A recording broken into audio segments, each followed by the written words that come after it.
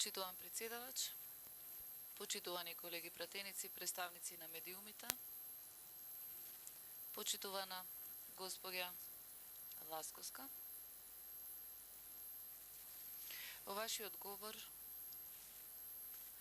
вие и речиси сите пратеници од ВМРО се концентрирате на еден феномен кој што е многу значаен, а тоа е дека вие во ставот 3 нагласивте дека се обидувате да ги убедите граѓаните дека ова е опасна игра и дека ова се опасни тези.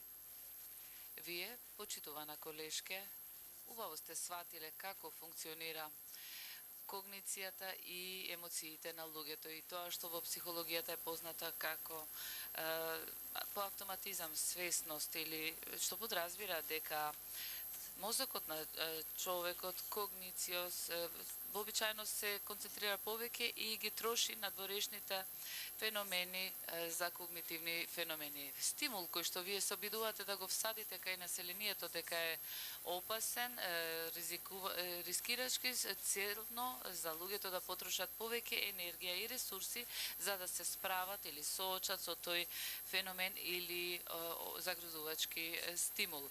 Овој феномен во психологијата предизвикува последици во перцепцијата и во расудувањето кон сите разни стимули. Нашата процена кон овие стимули не е коректна затоа што поради инсистирањето да се убеди дека некој стимул е многу опасен, што вие и многу други се реферирате вообичаено на албанската платформа или пак декларацијата на албанските политички партии. Мислам дека не е коректно и за да се илустрира зошто не е тоа така, дозволете да ви дадам еден пример за поубаво да илустрирам оваа логика некогаш, а ова е вистината приказна. Едно верско лице е запрашано од друго лице зошто не ги поканува сите духови дека наводно другиот верски представник работи повеќе, а вие сте без работа. И тој му одвраќа. Јас знам молбата како да ги поканам тие духови, да ги повикам. Меѓутоа се плашам дека овие духови ќе ми останат дома, затоа што не ја знам молитвата како истите да ги испратам потоа дома.